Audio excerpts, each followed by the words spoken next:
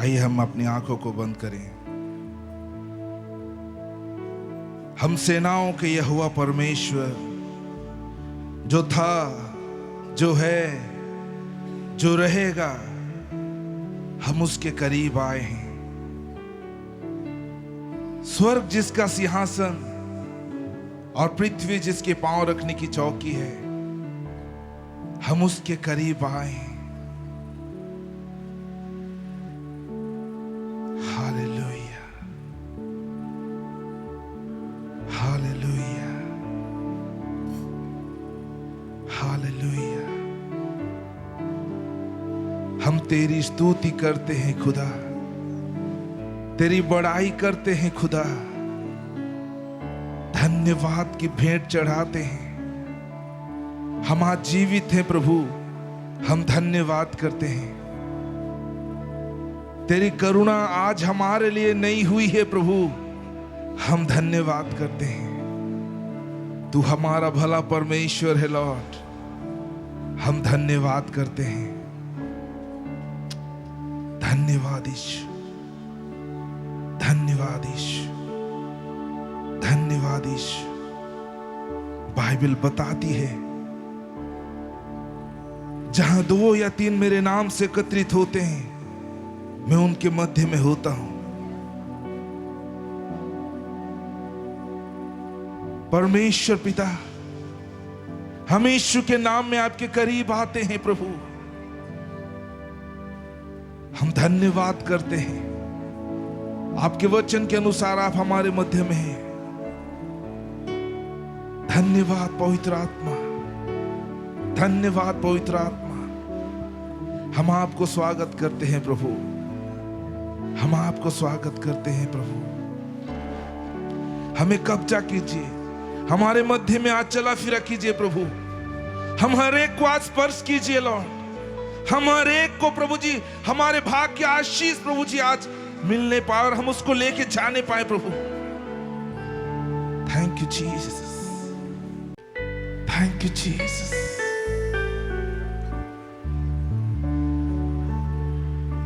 ये जिंदगी तेरी महिमा गाती रहे अब सदा। ये जिंदगी तेरी महिमा गाती रहे अब सदा। सब ऊंची आवाज से जब तक जीऊं तेरी महिमा करता रहूं है खुदा। जब तक जीऊं तेरी महिमा करता रहूं है खुदा।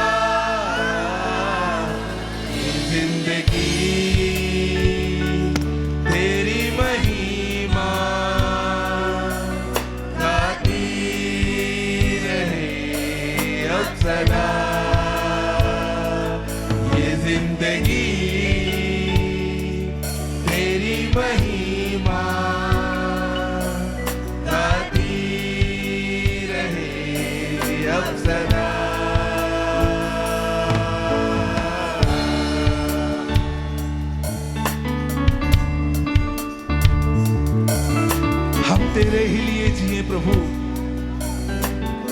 हम तेरे ही मार्ग में चले। हम जब तक जिए प्रभु तेरे ही कदमों को अनुसरण करें, तेरी बातों को ध्यान करें, तेरे मर्जी में चले। जब से है छुआ तूने मुझे, नई सांस जैसे फिर से आ गई। जब से है छुआ हाथ तेरा,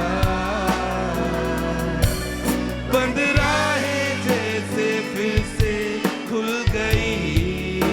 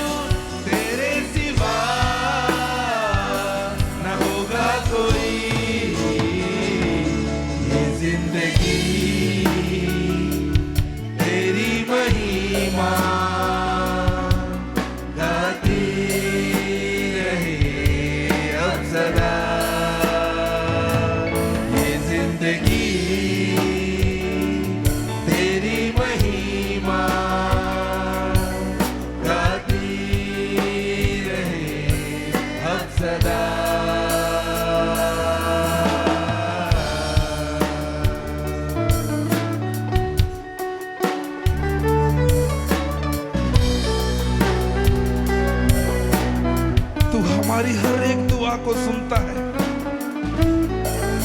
हमारे साथ हमेशा रहता है। धन्यवाद पवित्र आत्मा, धन्यवाद पवित्र आत्मा,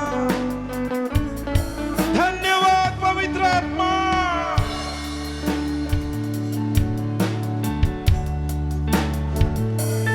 जब भी पुकारा मैंने तुझे,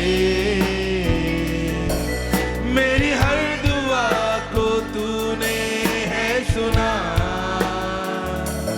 हर एक कदम पर साथ रहा,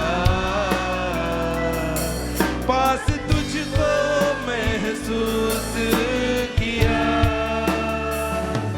जब भी पुकारा मैंने तुझे, थैंक यू लॉर्ड, हर दुआ को तूने है सुना। हर एक कदम पर साथ रहा, पास तुझको महसूस किया। अब हो सना तेरी खुदा, इस जिंदगी को तुझको दिया। अब हो सना तेरी खुदा, इस जिंदगी को तुझको दिया। ये जिंदगी तेरी महिमा गाती रहे अब सदा। ये जिंदगी तेरी महिमा गाती रहे अब सदा। जब तक जियो तेरी महिमा करता रहूं, ऐ खुदा। जब तक जियो तेरी महिमा करता रहूं, ऐ खुदा। जब तक जियो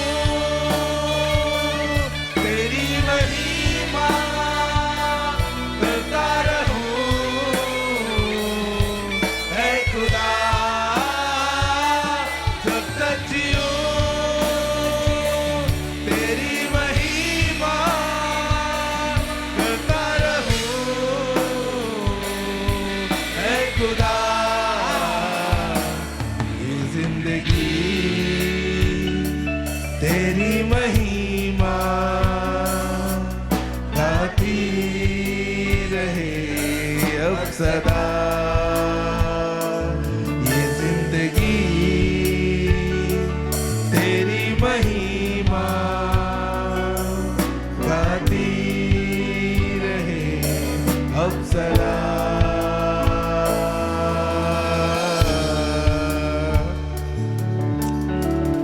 thank you Jesus, thank you Jesus. आइए धन्यवाद कहें परमेश्वर को, धन्यवाद कहें परमेश्वर को।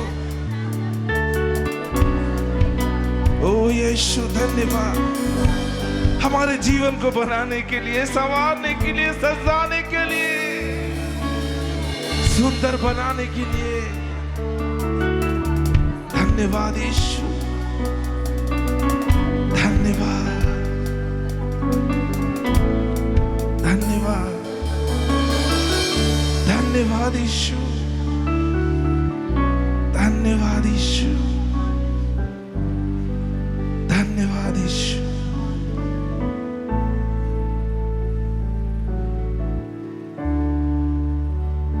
जब तक जीऊं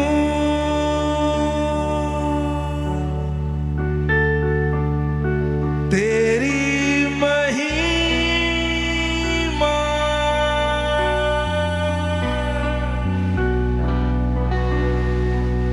करता रहूं,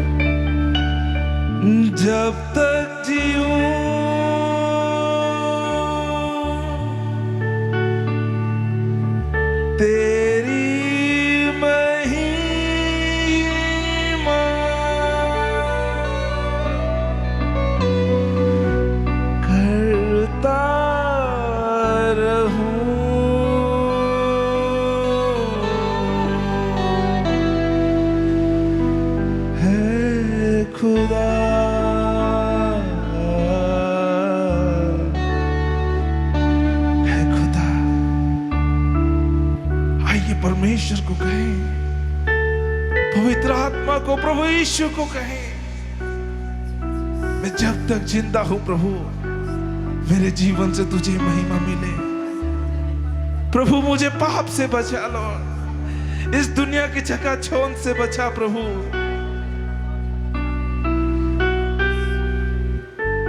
मैं जब तक जीऊं तेरी महिमा के लिए जीऊं। Thank you Jesus, thank you Jesus, thank you Jesus, thank you Jesus, thank you Jesus. तू कभी नहीं छोड़ेगा। तू कहता है मैं तुम्हें लिए चलूंगा, हर अकाल में, हर मरी में, हर तकलीफ में मैं तुम्हें लिए चलूंगा। मैं तुम्हें अपने हाथों में उठा लूंगा, अपने पंखों की आड़ में छिपाऊंगा। मैं तुम्हें लिए चलूंगा, मैं तुम्हें लिए चलूंगा। Thank you Lord, thank you Lord, thank you Lord, thank you Lord, thank you Lord, thank you Lord। आइए सब मिलके कहें, जब तक जीऊं तेरी महिमा करता रहूं, है खुदा। अपने हाथों को उठाकर, जब तक जीऊं, ऊंची आवाज से, तेरी महिमा करता रहूं, है खुदा। जब तक जीऊं तेरी महिमा करता रहूं, है खुदा। जब तक जीऊं तेरी महिमा करता रहूं, है खुदा।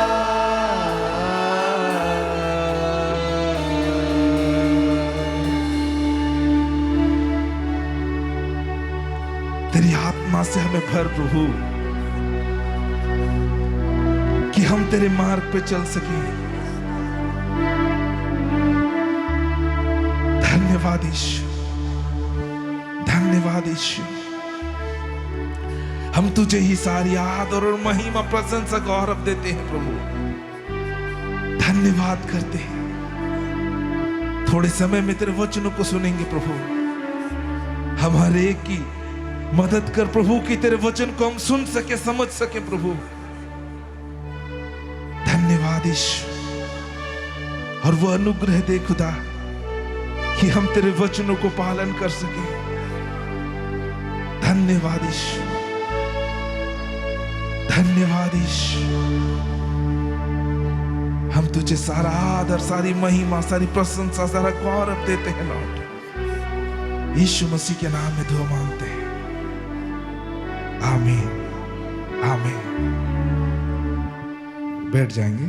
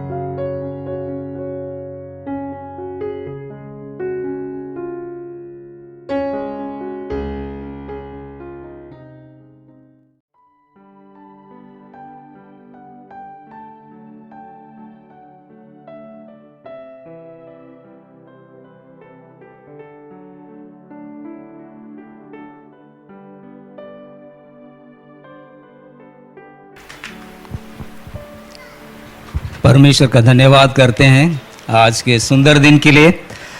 हमारे जीवन में परमेश्वर ने फिर एक बार मौका दिया है कि हम रविवार के आराधना में परमेश्वर के वचन के साथ संगति करें, और परमेश्वर के साथ हम लोग कई प्रकार से संगति करते हैं, स्तुति आराधना करते हैं, प्रार्थना करते हैं, धन्यवाद करते हैं। और ये समय है कि हम लोग वचन के द्वारा परमेश्वर के साथ संगति करेंगे। हमारा परमेश्वर भला परमेश्वर है, वह हमारा सृष्टिकर्ता परमेश्वर है। जो कुछ हम देखते हैं सब कुछ को परमेश्वर बनाया है, और उस परमेश्वर को जानना वही अनंत जीवन है। परमेश्वर दिखता नहीं है। बहुत लोग ऐसे बोलते हैं कि नहीं दिखता है तो कैसे उसके पास में जाएंगे, लेकिन परमेश्वर ऐसा है कि हम इस शारीरिक आँखों से नहीं देख सकते हैं। जैसे कि यहाँ पर पंखा चल रहा है और बल्ब जल रहे हैं। क्यों जल रहा है? क्योंकि इसमें करंट है, बिजली है। बिजली तो दिखाई नहीं दे रहा है, लेकिन उसका काम दिख रहा है कि बल्ब जल रहा है और पंखा चल रहा है। और ये माइक भी बिजली के द्वारा ही चल रहा है। अगर बिजली कटेगा तो बंद होगा, या जनरेटर काम नहीं करेगा तो बंद हो जाएगा। वैसे ही परमेश्वर नहीं दिखता है, लेकिन परमेश्वर काम करता है, वो दिखता है। हवा नहीं दिखता है, लेकिन चलता है तो पत्ते हिलते हैं, और ज़्यादा चलता है तो डालियाँ हिलते हैं, टूटते हैं। और ज़्यादा अगर हवा चलेंगे तो पेड़ को भी उखाड़ देता है, यहाँ तक कि पहाड़ को भी उखाड़ देता है। तो हवा में वो ताकत है, लेकिन नहीं दिखता है। परमेश्वर नहीं दिखता है, लेकिन सृष्टिकर्ता परमेश्वर है और महान सर्वशक्तिमान परमेश्वर है। आइए हम लोग जब वचन सुनेंगे, जो आदि में वचन था, वचन परमेश्वर के साथ था और वही वचन परमेश्वर था। हम लोग प्रार्थना करेंगे और वचन में आगे जाएंगे। सभी लोग अपनी आंखें बंद करेंगे। प्रेमी अनुग्रहकारी दयालु पिता परमेश्वर, हम यीशु मसीह के पवित्र नाम से तेरे निकट में आए हैं। धन्यवाद करते हैं प्रभु जी इस समय के लिए, जब हम तेरे वचन के साथ संगति करते हैं। प्रत्येक जन की तू सहायता कर प्रभु। हम सभी लोग तेरे वचन को सुनेंगे, हम सबकी सहायता कर। जैसा तेरे हृदय में उसका अर्थ होता है वैसा हम समझने पाए प्रभु। प्रत्येक लोग ऐसा समझें और मेरी सहायता कर प्रभु जी। प्रभु पवित्र आत्मा कब्जे में ले, और प्रभु मैं नहीं, परमेश्वर पवित्र आत्मा के द्वारा तू बोल प्रभु जी। और हर एक लोग प्रभु आज प्रभु यहाँ से छुटकारा, चंगाई, आनंद, शांति को लेकर जाने पाए। और प्रभु जी ना केवल वचन को सुने, प्रत्येक लोग उसके अनुसार करने पाए। प्रत्येक की सहायता कर। धन्यवाद करते हैं प्रभु जी। वचन के विरुद्ध में दुष्ट बैरी शैतान, अंधकार की ताकतें, जादू टोने, डायन विद्या की ताकतें काम करती हैं। ऐसे सारे ताकतों को यीशु मसीह के नाम से खंडन करते हैं प्रभु। प्रत्येक जन को अपने नियंत्रण में ले ले प्रभु जी, और तेरी मर्जी यहाँ पूरी होने के लिए प्रार्थना करते हैं। धन्यवाद प्रभु जी, यीशु मसीह के पवित्र नाम से प्रार्थना करते हैं, आमीन। आज मैं बताना चाहता हूँ एक विशेष विषय पर, वो है मुकुट या पुरस्कार या प्रतिफल।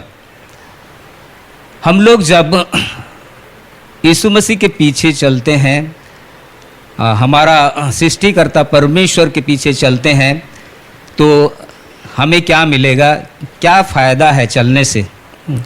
जो लोग नहीं जानते हैं वे लोग क्यों चलेंगे? आप लोग जानते हैं, मैं जानता हूं, तो हम लोग यीशु मसीह के पीछे चल रहे हैं।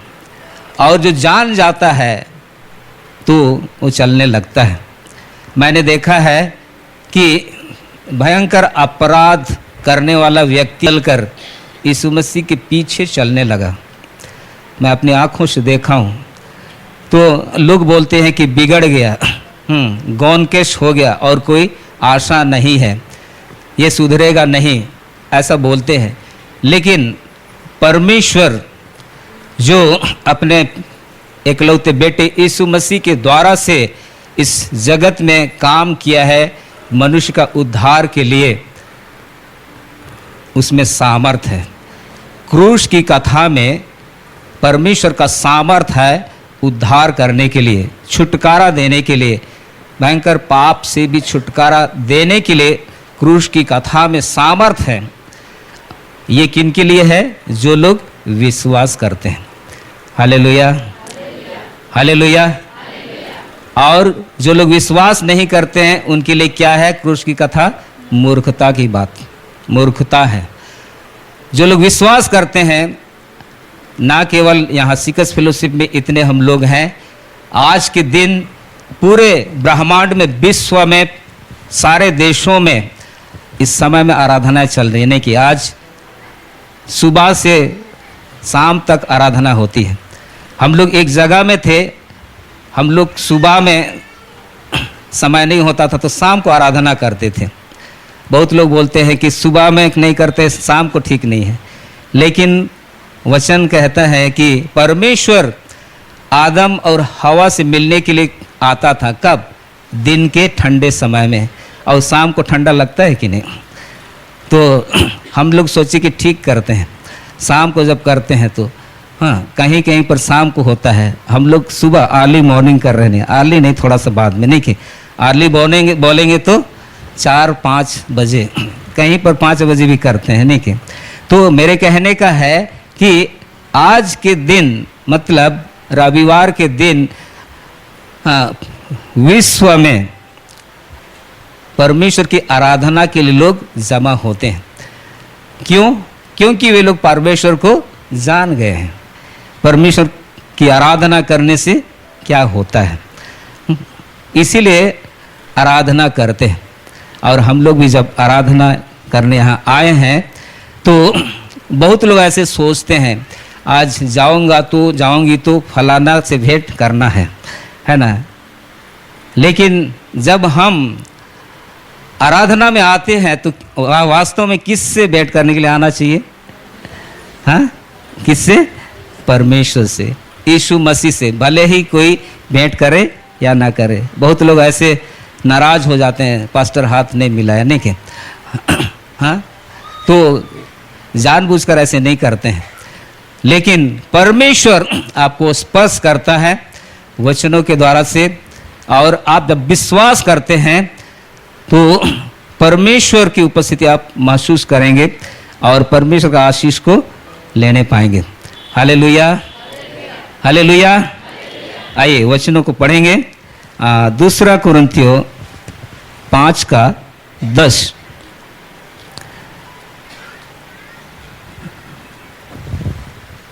क्योंकि अवश्य है कि हम सब का हाल मसीह के न्याय आसन के सामने खुल जाए, कि हर एक व्यक्ति अपने अपने भले बुरे कामों का बदला जो उसने देह के द्वारा किए हो पाए। हाँ, यहाँ कुरिन्थियों की कलीसिया को पौलुस प्रेरित चिट्ठी लिखता है। ये दूसरी चिट्ठी है, दूसरी पत्री है। और बहुत कुछ उसने लिखा है कलीसिया में किस प्रकार क्या होना चाहिए। बहुत सारी बातें अगर हम शुरू से पढ़ेंगे तो उसमें हम लोग देखने पाते हैं। यहाँ 5 अध्याय में हम देखते हैं 10 में कि एक समय होगा कि अवश्य है कि हम सबका हाल मसीह के न्याय आसन के सामने। यीशु मसीह एक समय होगा, उस समय में न्याय आसन पर, न्याय सिंहासन पर बैठेगा। यीशु मसीह उस समय चंगा करता नहीं रहेगा, नहीं कि अभी चंगा कर रहा है, अभी आत्मा प्राण शरीर को चंगा कर रहा है, शरीर की बीमारियों को चंगा कर रहा है। लेकिन एक समय आएगा जहाँ पर वो न्याय आसन पर बैठेगा, वहाँ पर चंगाई का महत्व होगा कि नहीं पता नहीं, है ना। लेकिन वो जो न्याय करेगा वो बात यहाँ लिखा है। तो न्याय यीशु मसीह करेगा, सबका न्याय करेगा। यूहन्ना 5 अध्याय 22 को पढ़ते हैं। यूहन्ना 5 का 22। पिता किसी का न्याय नहीं करता, परंतु न्याय करने का सब काम पुत्र को सौंप दिया है। पिता मतलब पिता परमेश्वर। पिता परमेश्वर किसी का न्याय नहीं करता है, लेकिन न्याय करने का काम पुत्र को सौंपा है। पुत्र मतलब यीशु मसीह को सौंपा है। हाँ, ये बात कौन कह रहा है? खुद यीशु मसीह कह रहा है। क्यों? वहाँ पर यहूदी लोग थे और यीशु मसीह ने 38 वर्ष के बीमार व्यक्ति को चंगा किया था, और वो सबत का दिन था। उस समय में यहूदी लोग कहने लगे कि आज तो सबत का दिन है, हाँ, तू चंगा होकर खटिया क्यों उठा के चल फिर रहा है, खाट क्यों उठा के चल फिर रहा है? तो किसने तुझे कहा? तो उसने कहा, जिसने मुझे चंगा किया उसी ने कहा, और उसका नाम भी नहीं जानता था। बाद में यीशु मसीह फिर वह भीड़ में फिर उस व्यक्ति के पास जो चंगा हो गया था, 38 वर्ष के बीमार व्यक्ति जो चंगा हो गया, तो उसके पास आया तो उससे कहा, हाँ, कि देख तू तो चंगा हो गया है, फिर से पाप ना करना, कहीं ऐसा ना हो कि इससे भी बड़ी समस्या तेरे जीवन में आए। तब यहूदी लोग वहाँ देखे वो बातचीत कर रहा है, तब वो लोग देख रहे कि यीशु है। अभी उस चंगा हुआ व्यक्ति को छोड़ दिए, अब यीशु के पीछे पड़ गए और यीशु को उससे वाद विवाद करने लगे। तब यीशु मसीह ने उनको सब कुछ बता दिया कि अभी तो चंगा हुआ है, लेकिन में बाद में परमेश्वर का जो पुत्र है यीशु, वो न्याय भी करेगा, क्योंकि उसको न्याय करने का अधिकार दिया गया है। Hallelujah, hallelujah. तो हमें जानना चाहिए कि यीशु मसीह चंगा करता है, आशीष करता है, लेकिन एक समय आएगा न्याय भी करेगा। ये बात पक्का जानना चाहिए, हमेशा स्मरण रहना चाहिए कि यीशु मसीह मेरा और सारे लोगों का, सभी लोगों का न्याय करेगा। और यहाँ लिखता है कि देह में किए हों अपने अपने भले बुरे कामों का बदला जो उसने देह में किए हो। हम जो देह में भले या बुरे काम किए हैं उसका वो न्याय आसन पर बैठकर न्याय करेगा। आगे पढ़ेंगे और एक वचन, हाँ, 1 कुरिन्थियों 3 का 10 से आगे। परमेश्वर के उस अनुग्रह के अनुसार जो मुझे दिया गया, मैंने बुद्धिमान राजमिस्त्री के समान नींव डाली और दूसरा उस पर रद्दा रखता है। परंतु हर एक मनुष्य चौकस रहे कि वो उस पर कैसा रद्दा रखता है। और आगे, क्योंकि उस नींव को छोड़ जो पड़ी है और वो यीशु मसीह है, कोई दूसरी नींव नहीं डाल सकता। और आगे पढ़िए। यदि कोई इस नींव पर सोना या चांदी या बहुमूल्य पत्थर या काठ या घास या फूस का रद्दा रखे तो हर एक का काम प्रकट हो जाएगा, क्योंकि वो दिन उसे बताएगा, इसलिए कि आग के साथ प्रकट होगा और आग हर एक का काम परखेगी कि कैसा है। हाँ। जिसका काम उस पर बना हुआ स्थिर रहेगा वो मजदूरी पाएगा। यदि किसी का काम जल जाएगा तो वो हानि उठाएगा, पर वो आप बच जाएगा, परंतु जलते जलते। हाँ, यहाँ पौलुस प्रेरित कहता है कि मैंने बुद्धिमान राजमिस्त्री के समान नींव डाली और दूसरा उस पर रद्दा रखता है। मतलब पौलुस ने सेवकाई किया, प्रचार का काम किया, कलीसिया में उसने जो काम किया, उसके जाने के बाद में या उसके अनुपस्थिति में दूसरे लोग वहाँ पर काम करते हैं, तो किस प्रकार काम करते हैं, किस प्रकार सेवा करते हैं।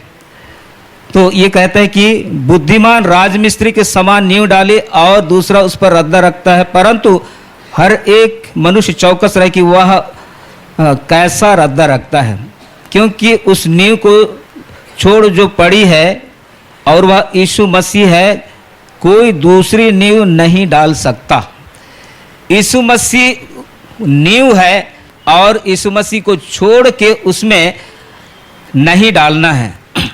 उस नींव में यीशु मसीह को छोड़ के, यीशु मसीह की बात को, यीशु मसीह के कामों को छोड़कर और दूसरी बातों को लेकर नहीं आना है। यहाँ आगे लिखता है, कुछ लिखा है यहाँ पर कि यदि कोई उस नींव पर सोना या चांदी या बहुमूल्य पत्थर या काठ या घास या फूस का रद्दा रखे, तो जो सेवकाई है, जो कलीसिया में जो काम है, वो होता है जो शुरुआत में प्रेरितों ने किया और अब तक चले आ रहा है, करते आ रहे हैं। तो उसमें नींव की जगह में किस प्रकार के चीजों को रखते हैं। यहां लिखता है सोना, चांदी, बहुमूल्य पत्थर, काठ या घास या फूस, इन्हीं में से रखते हैं। सोना, चांदी, बहुमूल्य पत्थर, घास फूस। हम लोग खुद अपने जान सकते हैं कि मैं परमेश्वर के साथ में यीशु मसीह के पीछे चल रहा हूं, तो किस प्रकार का नींव को रखकर मैं चल रहा हूं। घास फूस का है, सोना चांदी का है या बहुमूल्य पत्थर का है। घास फूस यहां लिखता है कि आग के साथ प्रकट होगा। घास फूस का आग अगर है तो क्या हो जाएगा? जल जाएगा। हाँ। और हानि उठाएगा कहता है, पर वह आप बच जाएगा। बच तो जाएगा लेकिन हानि उठाएगा। तो न्याय आसन पर जब बैठेगा यीशु मसीह, तो वास्तव में जो लोग उद्धार पाए हुए हैं उन लोगों को मुकुट, पुरस्कार या प्रतिफल देने के लिए वहाँ पर वो बैठेगा। और बाकी का न्याय तो वो अलग प्रकार का है। लेकिन जो लोग उद्धार पाए हैं, जो लोग यीशु मसीह को ग्रहण कर लिए हैं, उनका वहाँ पर न्याय होगा कि किसको कौन सा मुकुट दिया जाए। तो यहाँ पर हम अपने को जांच सकते हैं कि मैं जो प्रभु के पीछे चल रहा हूँ, तो सोना, चांदी, बहुमूल्य पत्थर या घास फूस का नींव मैं डाला हूँ। हम लोग जान सकते हैं। तो क्या चीज़ का डालना चाहिए? क्या चीज़ का नींव डालना चाहिए? हाँ, क्या चीज़ का नींव डालना चाहिए? हाँ, सोना, चांदी, बहुमूल्य पत्थर। तो क्या चीज़ का नींव, क्या चीज़ का नींव डालना चाहिए? यीशु मसीह के पीछे जब हम लोग चल रहे हैं, तो जो नींव हम लोग रखे हैं, हाँ, वो कौन सा नींव है? हाँ, परमेश्वर का वचन। परमेश्वर का वचन। यहाँ भजन संहिता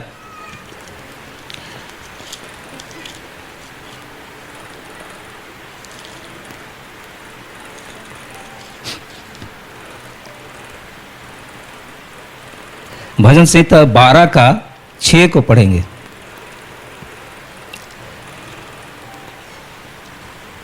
भजन संहिता 12:6।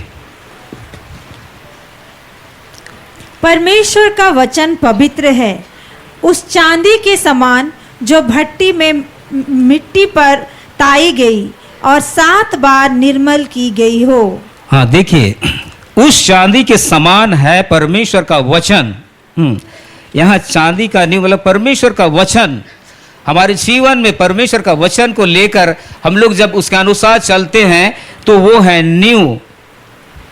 और वो परमेश्वर का वचन है नींव।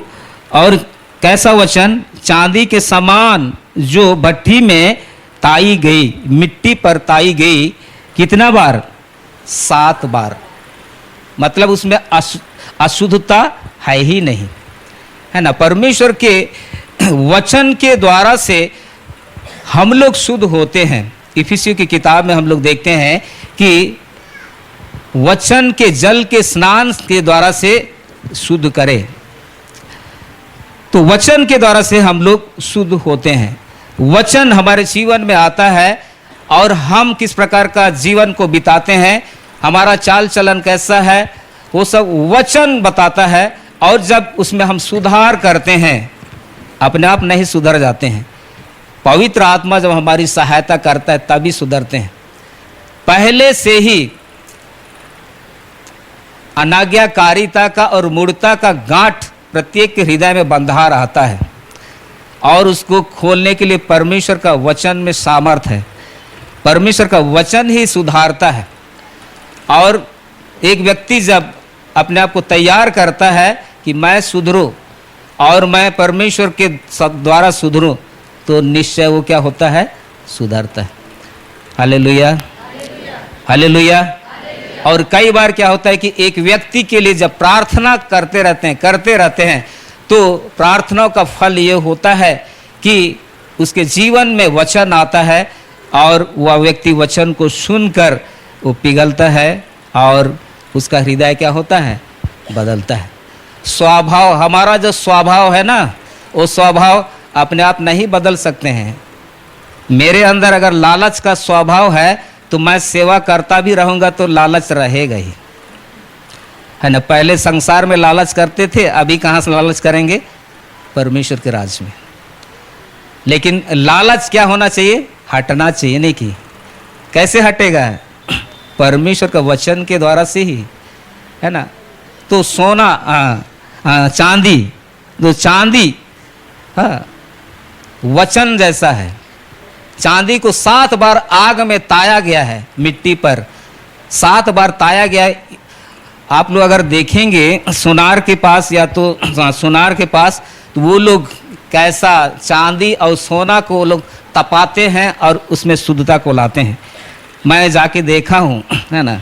बहाने से मैं गया था सुनार के पास में, मैं पूछने लगा कि कैसा दाम है, क्या है, खरीदना है ना। तो असल में देखने के लिए गया था कि वो लोग कैसा करते। इतना आग में तपा के पूरा चांदी या सोना उसको तपा देते हैं, पूरा लिक्विड हो जाता है और उसमें जो गंदगी होती है निकल जाता है और क्या होता है, शुद्ध सोना या चांदी वो रह जाता है। तो 7 बार जब ऐसा किया जाता है तो सोचिए कितना शुद्ध है। तो परमेश्वर का वचन वैसा शुद्ध है।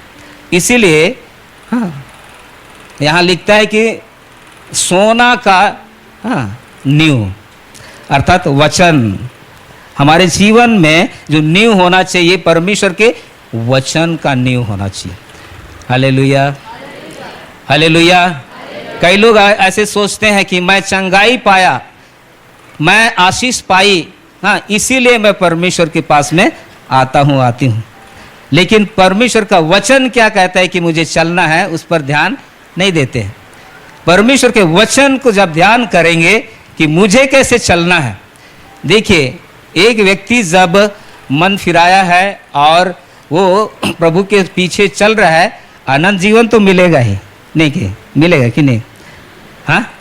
जो विश्वास करता है उसको अनंत जीवन मिलेगा कि नहीं, अनंत जीवन तो मिलेगा। लेकिन मुकुट वाली बात है ना, तो उसके लिए तो और कुछ करना पड़ेगा, नहीं कि स्टेडियम में जाना पड़ेगा, नहीं कि प्रैक्टिस करना पड़ेगा, दौड़ना पड़ेगा, तभी तो वहाँ मेडल जीतेंगे, नहीं कि बाहर से देखते रहेंगे तो नहीं मिलेगा, नहीं कि हल्ला करते रहेंगे, हाँ गोल मारो गोल मारो, कुछ फायदा नहीं है, नहीं कि अंदर जाके खेलना चाहिए, नहीं कि। Hallelujah, hallelujah.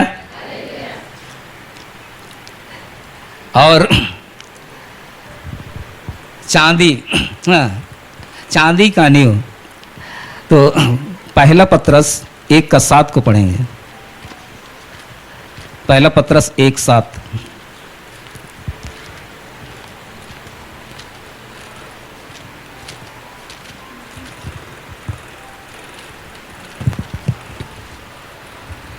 पढ़िए। और ये इसलिए है कि तुम्हारा परखा हुआ विश्वास जो आग से ताए हुए नासवान सोने से भी कहीं अधिक बहुमूल्य है। यीशु मसीह के प्रकट होने पर प्रशंसा और महिमा और आदर का कारण ठहरे। हाँ, तुम्हारा परखा हुआ विश्वास। हम लोग विश्वास करते हैं, लेकिन क्या हमारे विश्वास की परख हो रही है? विश्वास की परख कैसे होती है? आप यीशु मसीह को ग्रहण किए हैं तो 3 प्रकार से परख होती है। आपके पास सब कुछ रहेगा, लेकिन फिर भी कमी घटी रहेगी। आप विश्वास में रहेंगे, लेकिन शरीर में दर्द रहेगा कुछ दिनों के लिए, है ना। शरीर में कुछ एलिमेंट रहेगा, मतलब बीमारी रहेगी, कमी रहेगी, तो ऐसा। और फिर तीसरा प्रकार का जो परीक्षा है वो क्या है? आपके जीवन में जो परिवार में है समस्या। समस्या के समय में आप परमेश्वर के प्रति आपका जो व्यवहार है कैसा है? स्थिति परिस्थिति आपके जीवन में और परिवार में जब आती है, उस समय में आप परमेश्वर को क्या कहते हैं? फिर भी कहेंगे कि परमेश्वर भला है, कि परमेश्वर कहाँ चला गया बोलेंगे? हाँ, क्या बोलेंगे? कहाँ गया? 2 महीना हो गया, ठीक नहीं हो रहा है, भूल गया बोलेंगे? नहीं, हाँ नहीं, ऐसा नहीं बोलेंगे। और मैं कुछ भी हूँ, शरीर में तकलीफ उठा रहा हूँ, कमी घटी में हूँ, समस्या में हूँ, फिर भी परमेश्वर मेरे लिए भला है, ऐसा जब हम कहते हैं, इसका मतलब है कि हम विश्वास, जब परीक्षा विश्वास की परख हो रही है तो विश्वास में हैं। Hallelujah, hallelujah. तो तुम्हारा परखा हुआ विश्वास जो आग से ताए हुए नासवान सोने से भी कहीं अधिक बहुमूल्य यीशु मसीह के प्रकट होने पर प्रशंसा और महिमा और आदर का कारण ठहरे। आदर का कारण ठहरे। क्या? हमारा परखा हुआ विश्वास। पहला क्या है? परमेश्वर के वचन के अनुसार चलना। और फिर हमारा जो विश्वास है, परखा हुआ विश्वास, ऐसा वैसा विश्वास नहीं कि चंगा होने वाला विश्वास, आशीष पाने वाला विश्वास, उससे ऊपर कौन सा विश्वास? यीशु मसीह को चेला लोग बोले ना कि हमारा विश्वास को बढ़ा, मतलब विश्वास बढ़ता है तो चंगा होने वाला विश्वास से और ऊपर, आशीष पाने वाला विश्वास से और ऊपर। हर परिस्थिति में परमेश्वर पर भरोसा रखना, विश्वास रखना। बहुत लोग क्या करते हैं, नहीं हो रहा है तो इधर उधर चले जाते हैं, मतलब परख हो रही है विश्वास की तो उसमें खरे नहीं उतर रहे। तो ये कुछ दिन के लिए होता है, कुछ ही दिन के लिए होता है, हमेशा के लिए नहीं होता है। और फिर उसमें जब हम परमेश्वर से पूछते हैं कि ये जो स्थिति है क्यों आई है, क्या मेरी गलती है या तू ही मुझको सिखा रहा है, तो प्रभु का आत्मा बताता है और उसी के हिसाब से जब सिखाता है तो हाँ प्रभु मैं सीखूंगा और अगला स्तर पर मैं जाऊंगा, और सच में सिखाता है। Hallelujah, hallelujah. बोलो यीशु मसीह की, यीशु मसीह की। तो वहाँ लिखा है हाँ, सोना चांदी फिर बहुमूल्य पत्थर ने की। प्रकाशित वाक्य में अगर हम देखेंगे तो वहाँ स्वर्ग में बहुमूल्य पत्थर के बारे में लिखा गया है, उसको नहीं देखेंगे, है ना। आप लोग पढ़िएगा प्रकाशित वाक्य में 21-22 अध्याय में वहाँ पर लिखा है बहुमूल्य पत्थर, मतलब स्वर्ग में उसके बारे में लिखा गया है।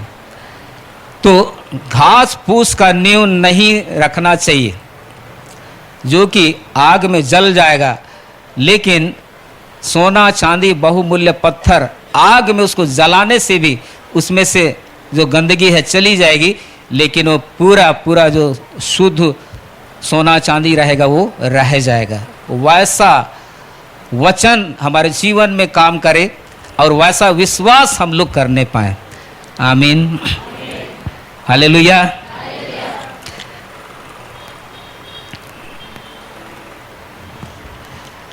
अभी जो एक छुटकारा पाने वाली बात है, पापों से क्षमा पाने वाली बात है। वचन कहता है कि सबने पाप किया है और परमेश्वर की महिमा से रहित हैं। संसार में जितने भी लोग हैं, वो बड़ा पोस्ट में हो, छोटा पोस्ट में हो, पढ़ा लिखा हो या अनपढ़ हो, कोई भी हो, सबने पाप किया है और पाप की मजदूरी मृत्यु है। और ये जो मृत्यु यहाँ कहता है, ये वाली जो मृत्यु है, वो मृत्यु शारीरिक मृत्यु के बारे में नहीं कहती है, लेकिन एक व्यक्ति परमेश्वर को नहीं जानकर, परमेश्वर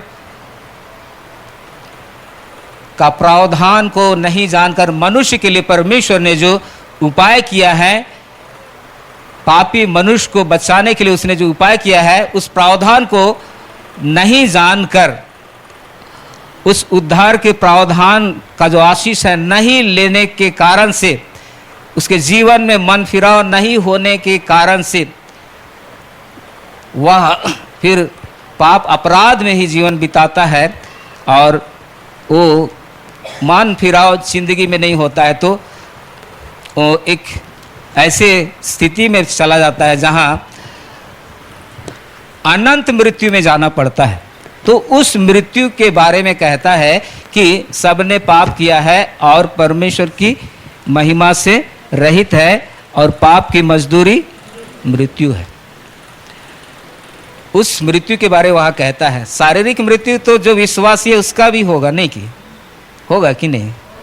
हाँ, शारीरिक मृत्यु आप लोग तैयार हैं?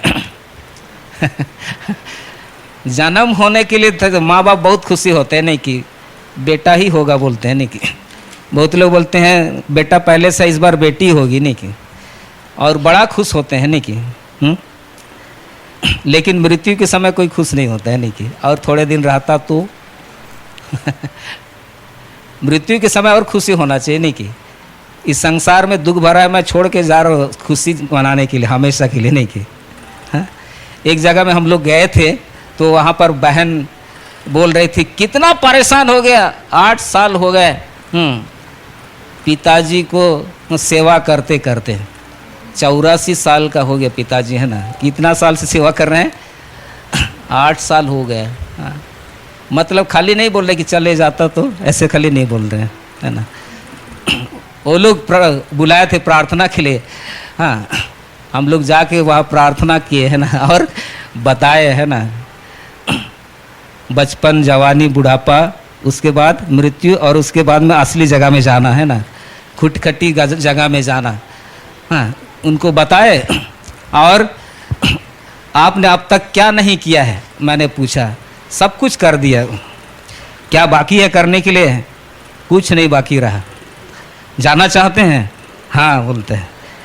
और प्रार्थना की, परमेश्वर तेरी इच्छा इनके जीवन में पूरी हो। और क्या हो गया? 2 दिन के बाद चले गए। खुशी लगा वो लोग को, है ना। वो बहन बोलती है जाना था, हम लोग तो क्या क्या प्रार्थना करते, चंगा करो। अच्छा है ना। आप शादी कर लिए हैं तो हाँ, फूलो फलो पृथ्वी भर जाओ, तो जन्म के द्वारा से संतान होंगे। हाँ, लेकिन मृत्यु के द्वारा से जाना है, ये बात स्मरण रहना चाहिए। और मैं सोचता हूँ कि मनुष्य का जीवन है ही क्या है?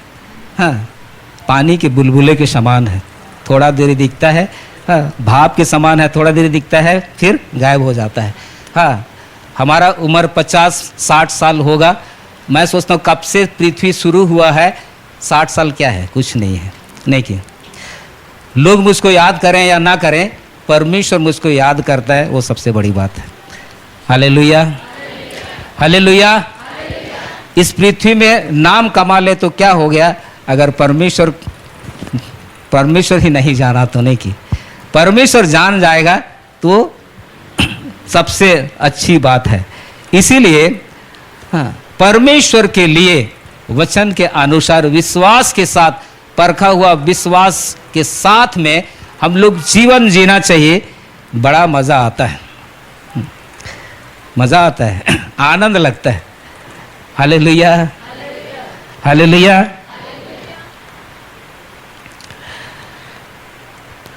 उद्धार तो मुफ्त में मिलता है, मतलब सेंटमेंट में मिलता है। साल्वेशन, छुटकारा, उसके लिए यीशु मसीह ने कीमत चुकाया। और जो विश्वास करते हैं वो लोग उद्धार पाते हैं, पापों की क्षमा। प्रभु के पास जाते हैं और कहते हैं कि मैं पापी हूँ, तेरे लहू से मुझे धो, आगे को मैं पाप में जीवन ना बिताऊं।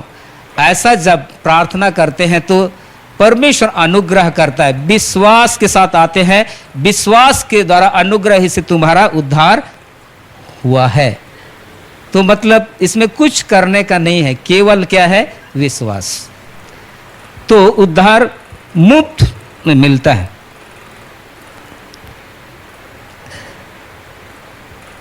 और यीशु मसीह खुद कहा, मत्ती 26:28 में पढ़ेंगे, मत्ती 26:28।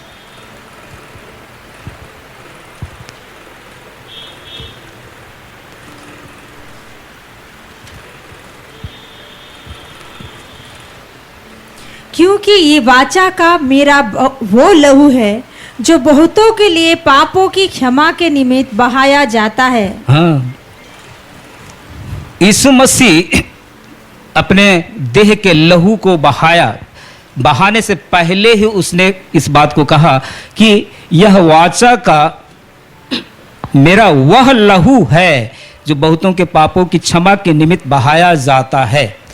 यीशु मसीह के लहू के द्वारा से पापों की क्षमा होती है। और लूका 1:77 को पढ़ेंगे।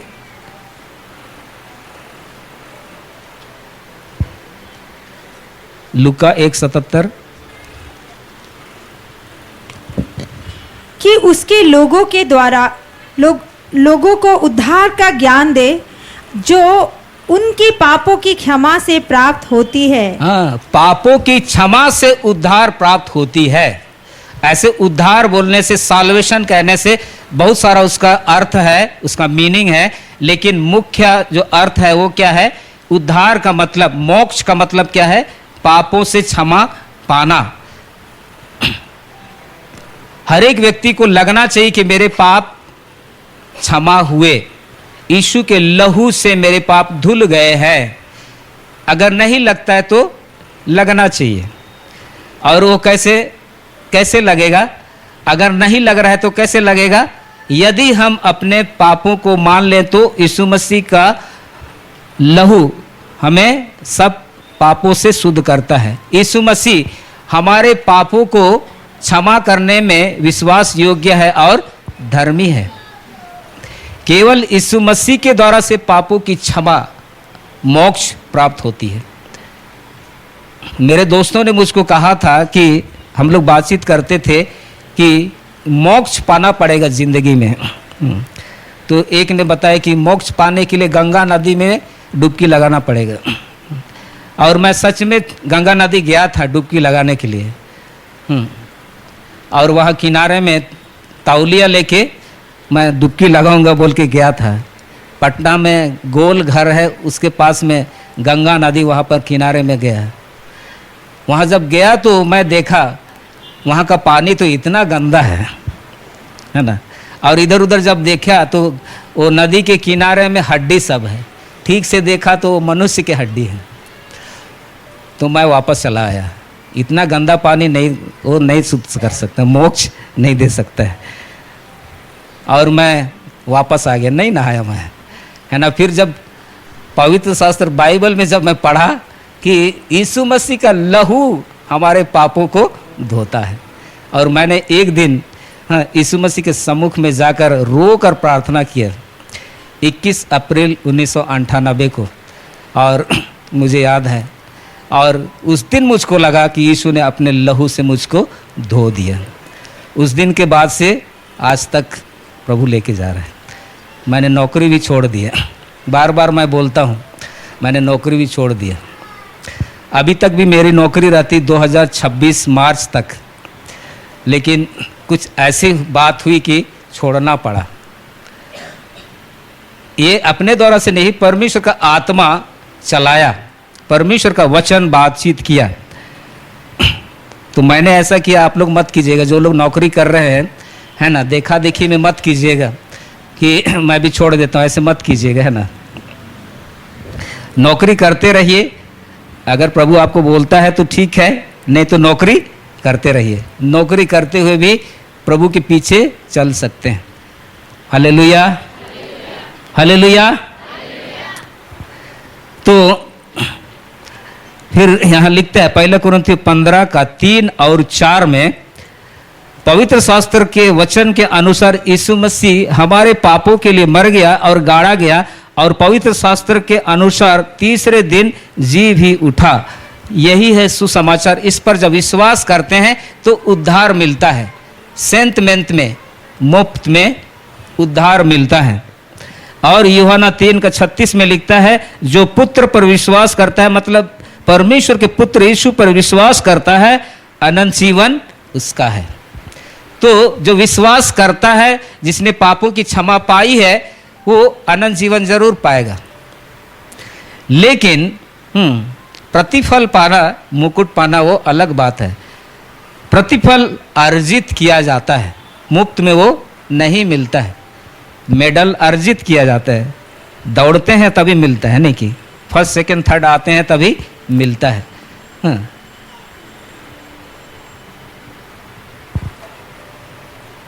यहाँ यहीं पर लिखता है मत्ती 16:27 में कि वह हर एक को उसके कामों के अनुसार प्रतिफल देगा। हर एक को उसके कामों के अनुसार, कामों के अनुसार मतलब काम करेंगे तभी प्रतिफल या मुकुट मिलेगा। उद्धार तो ऐसे ही मिला है सेंत मेंत में, लेकिन काम करना पड़ेगा प्रतिफल और मुकुट और पुरस्कार पाने के लिए। 1 कुरिन्थियों 3:8 को पढ़िए। 1 कुरिन्थियों 3:8।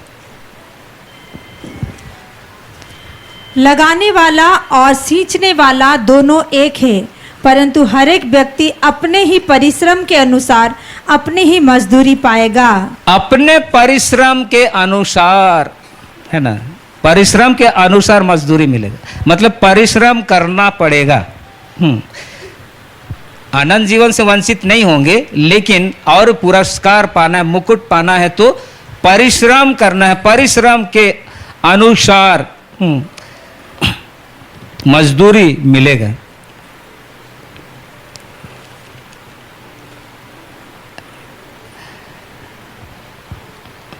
और 9 को पढ़िए, 1 कुरिन्थियों 3:9।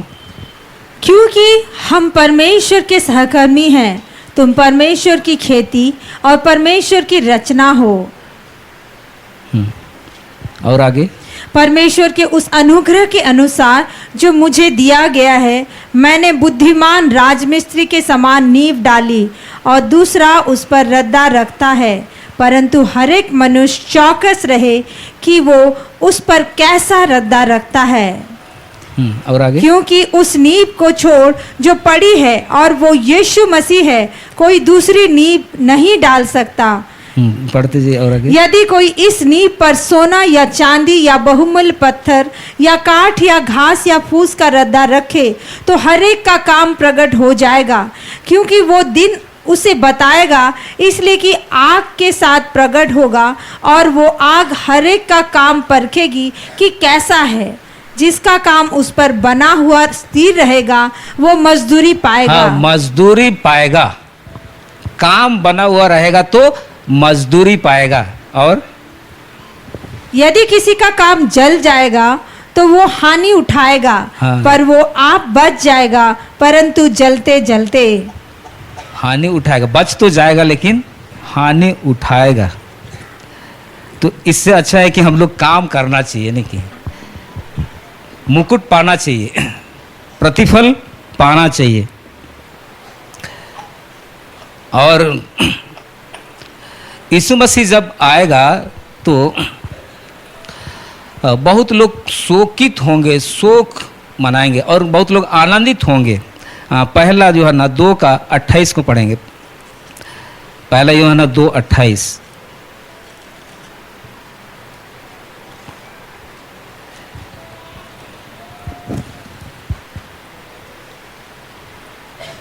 अतः हे बालकों, उसमें बने रहो कि जब वो प्रकट हो तो हमें हिवाव हो। हाँ, यीशु मसीह में हमें बने रहना है कि जब वह आएगा तो हियाव हो, साहस हो। बने रहेंगे तभी साहस रहेगा। और हम उसके आने पर उसके सामने लज्जित ना हो। हाँ, तब लज्जित नहीं होंगे। बहुत लोग लज्जित हो जाएंगे यीशु मसीह जब आएगा।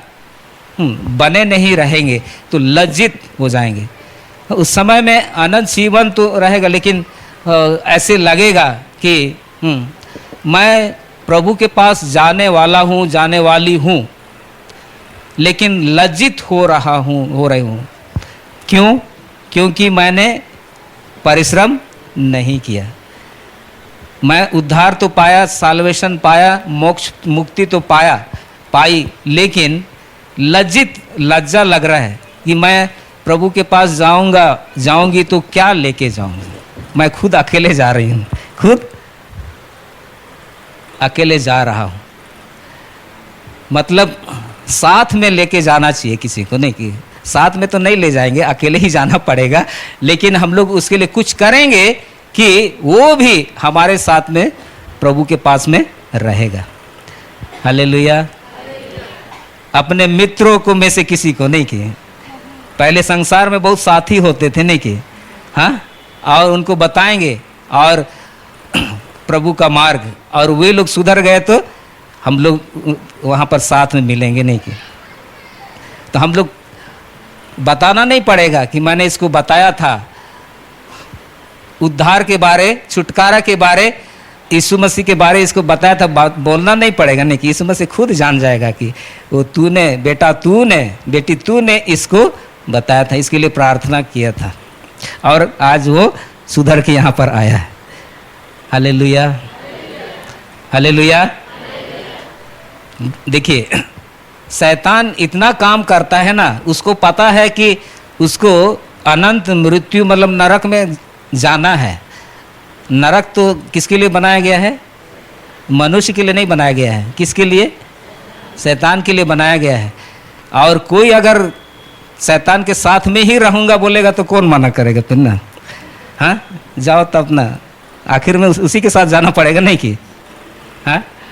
तो शैतान ऐसे बोलता है, एक डायलॉग ऐसे बोलता है,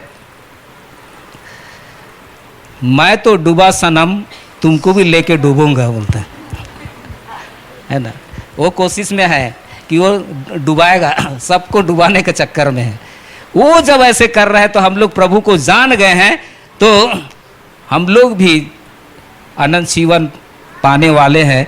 तो और भी संसार में है, पहले साथी होते थे, उनको बताना चाहिए कि अनंत जीवन हमको पाना है, और परमेश्वर अनुग्रह करता है और लोग सुधर के आते हैं परमेश्वर के राज्य में। इस प्रकार से हमको वहाँ लज्जित नहीं होना पड़ेगा। Hallelujah, hallelujah.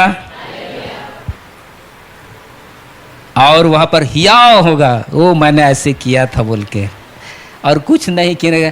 हाँ, मेरा हो गया तो दूसरा का क्या देखना। हाँ, तुम कुछ भी हो जाओ, ऐसे नहीं है ना। परमेश्वर भला है तो वैसा गुण हमको अपनाना चाहिए कि हम भी दूसरे के लिए भला हैं। Hallelujah, hallelujah.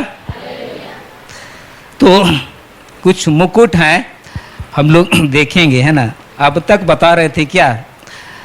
उद्धार सेंतमेंट मिलता है, अनंत जीवन मिलेगा, लेकिन जो पुरस्कार है, मुकुट है, उसके लिए क्या करना पड़ेगा? परिश्रम, काम करना पड़ेगा। कुछ मुकुट हैं जो प्रभु देता है, देगा। याकूब 1:12 जीवन का मुकुट। याकूब 1:12 पढ़ेंगे।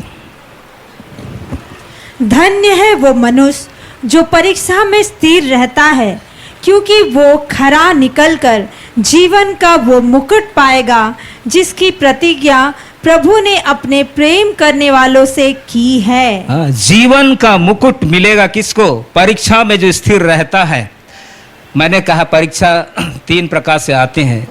उस परीक्षा में, विश्वास में स्थिर रहते हैं तो खरा निकलकर जीवन का मुकुट पाएगा। और प्रभु ने उसी के लिए प्रतिज्ञा किया है, जो लोग प्रभु जो अपने प्रेम करने वालों से की है, प्रभु ने प्रतिज्ञा की है, जो लोग प्रभु से प्रेम करते हैं उनके लिए प्रतिज्ञा की है कि जीवन का मुकुट वो देगा। और रोमी 5 का 3 से 5 में भी हम पढ़ते हैं कि हम क्लेशों में भी घमंड करें। क्लेश सब आता है तो हम घमंड करें। बहुतायत है, आशीष है, उसमें नहीं, लेकिन कब क्लेश आता है, विपत्ति आती है और समस्या आती है तो घमंड करें। और प्रकाशित वाक्य 2 का 10 में कहता है, प्राण देने तक विश्वासी रह तो वह तुझे जीवन का मुकुट देगा। प्राण देने तक विश्वासी। अभी कहीं जाते हैं तो क्या बोलते हैं, आप लोग कौन सा ग्रुप वाले हैं? विश्वासी ग्रुप नहीं के, हालेलुया ग्रुप नहीं के, विश्वास, ये लोग विश्वासी हैं ऐसे बोलते हैं, है ना। कौन सा मिशन में है? विश्वासी मिशन।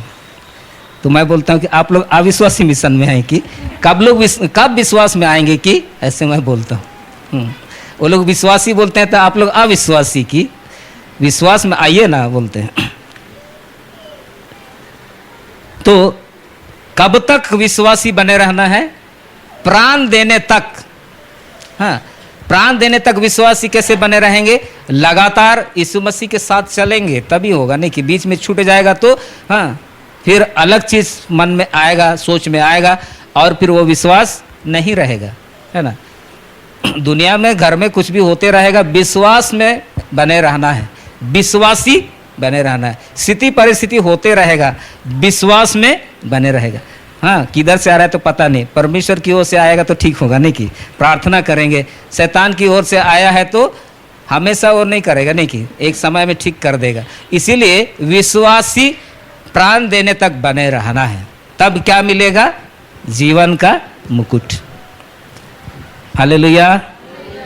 फिर लिखते हैं मार्कुस 8:35 में, क्योंकि जो कोई अपना प्राण बचाना चाहे वह उसे खोएगा, पर जो कोई मेरे और सुसमाचार के लिए अपना प्राण खोएगा वह उसे बचाएगा। प्राण को हम लोग बचाएंगे जब सुसमाचार के लिए और यीशु मसीह के लिए उसको हम समर्पित कर देंगे। तो अपने प्राण को, मतलब प्राण में क्या चीज है?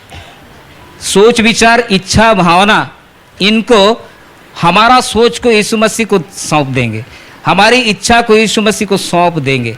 अपने इच्छा से नहीं चलेंगे। हाँ, कैसे चलेंगे? यीशु मसीह के इच्छा के अनुसार, यीशु मसीह के वचन के अनुसार। तो वही है प्राण।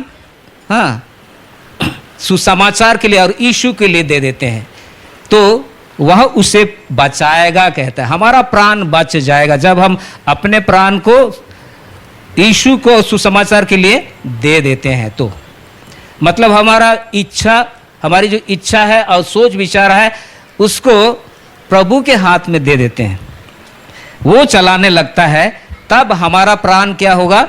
बच जाएगा। हालेलुया।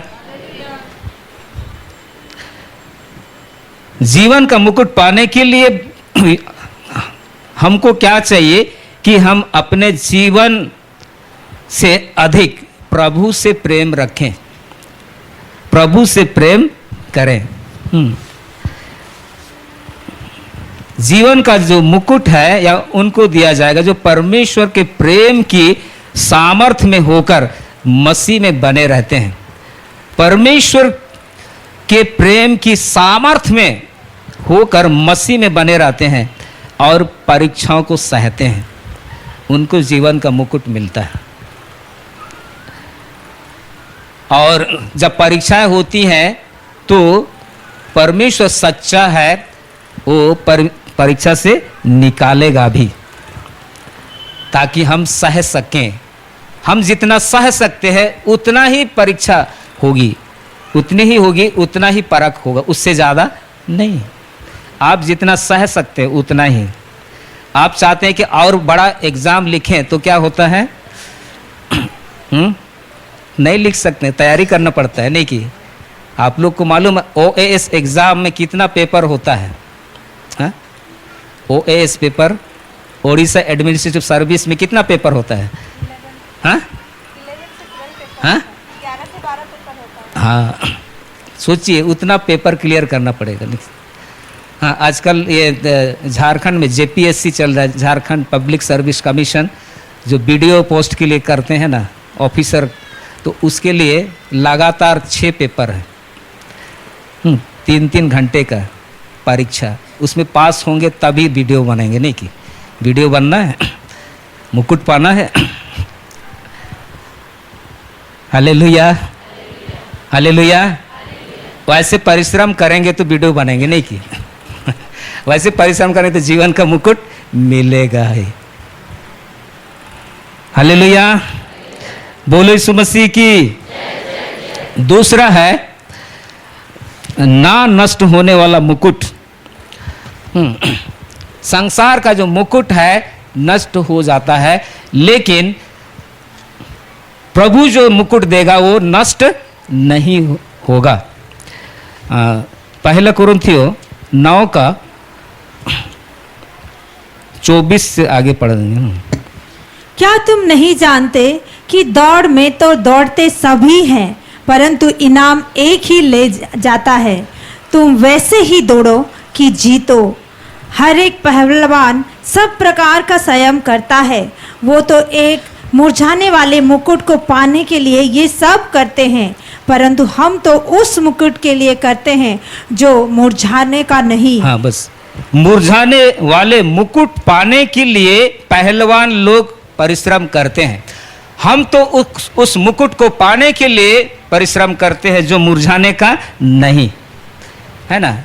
इस संसार में जो स्पोर्ट्समैन लोग हैं वो लोग बहुत कठिन परिश्रम करते हैं।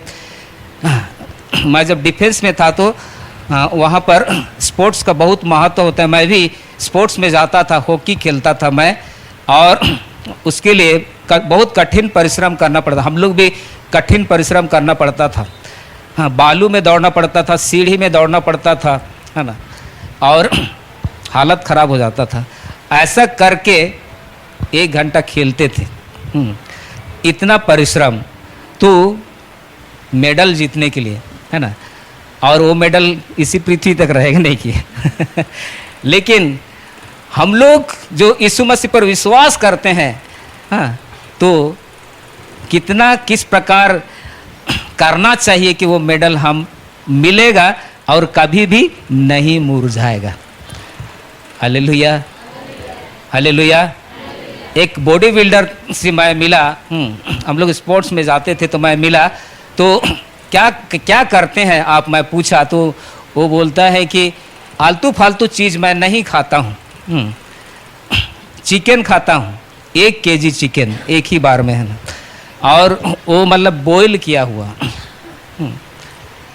उसको मैं खाता हूँ, है ना, और सुबह में दूध पीता हूँ, 1 लीटर दूध। आप सोचिए वो इनाम को पाने के लिए वैसा वो ट्रायल किया, और उसका बॉडी पूरा ऐसे है ना, बॉडी दिखता है लेकिन अच्छा व्यक्ति है ना उससे बात करें तो बहुत प्यार से बात करता है, ऐसे लगे कि तो मार देगा तो, है ना, वैसे नहीं है। लेकिन वो उसका क्या है, शौक था कि वो बॉडी बिल्डिंग करता था। मैं उसको पूछा तो ये शौक है, मैं पूरा कर रहा हूँ बोलता है। तो मैं थोड़ा सा बताया उसको, है ना, हाँ, ये तो आप शरीर के लिए बॉडी बिल्डिंग करते हैं, आत्मा के लिए भी बॉडी बिल्डिंग होता है, पता है वो ज़्यादा नहीं समझा, है ना, ठीक है, बाद में बात करते हैं बोला। तो नष्ट ना होने वाले मुकुट के लिए पहलवान लोग कितना, ये लोग क्या करते हैं, संयम बरतते हैं। और आगे पढ़ेंगे, यहाँ देखिए 26 से आगे। इसलिए मैं तो इसी रीति से दौड़ता हूँ, परंतु लक्ष्यहीन नहीं। मैं भी इसी रीति से मुक्कों से लड़ता हूँ, परंतु उसके समान नहीं जो हवा पीटता हुआ लड़ता है, परंतु मैं अपनी देह को मारता कूटता और बस में लाता हूँ। ऐसा ना हो कि औरों को प्रचार करके मैं आप ही किसी रीति से निकम्मा ठहरूं।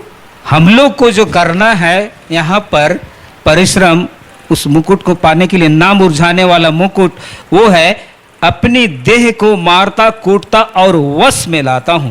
ये देह पाप की ओर जाता है तो उसको मारना कूटना है, मतलब आत्मा के द्वारा से ही कर सकते हैं, है ना। हमारे जीवन में आत्मा का फल जब रहता है तभी शरीर की जो क्रियाएं होती हैं, जो पाप की ओर जाने को चाहता है, तो आत्मा के फल के द्वारा से हम उनको मार सकते हैं। तो पौलुस यहां बताता है कि मारता कूटता हूं, देह को मारता कूटता और वश में लाता हूं, कि ऐसा ना हो कि औरों को प्रचार करके आप ही किसी रीति से निकम्मा ठहरू। फिर यहां पर एक लिखता है, इसी रीति से दौड़ता हूं परंतु लक्ष्य ही नहीं, मैं भी इसी रीति से मुक्कों से लड़ता हूं परंतु उसके समान नहीं जो हवा पीटता हुआ लड़ता है। हवा पीटने से पॉइंट नहीं मिलता है ना। लक्ष्यहीन रहने से कुछ नहीं मिलेगा। बॉक्सिंग जब होता है तो उसका नियम है ना, हवा को पीटेंगे यहां वहां पीटेंगे तो पॉइंट नहीं मिलेगा।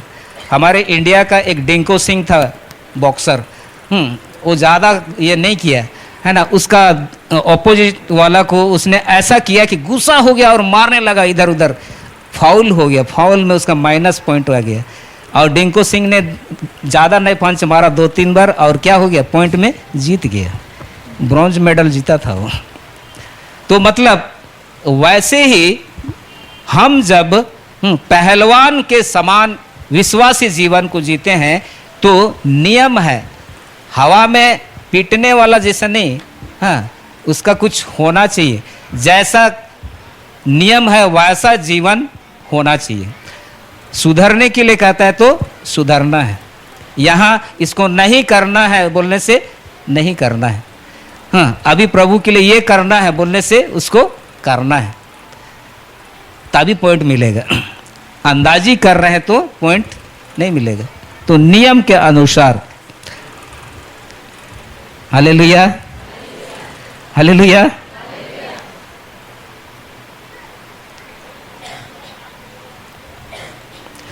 तो सबसे पहले तो क्या है, ये जो मुक्केबाजी या तो स्पोर्ट्स जो होता है, यूनानी लोगों को देख के पौलुस ने ये तुलना किया था। सबसे पहले उस स्पोर्ट्स में या मुक्केबाजी में कौन लोग शामिल हो सकते थे, जो यूनान देश के नागरिक थे, अर्थात एक युवक या युवती जिसके माता पिता यूनानी लोग। तो ऐसे ही परमेश्वर के राज्य में हम लोग सब ना मुरझाने वाले मुकुट पाना है तो नागरिक होना चाहिए, परमेश्वर के राज्य का नागरिक। परमेश्वर के राज्य का नागरिक कैसे होते हैं? यीशु मसीह को ग्रहण करने के द्वारा। नहीं कि सबसे पहले नागरिक होना पड़ेगा।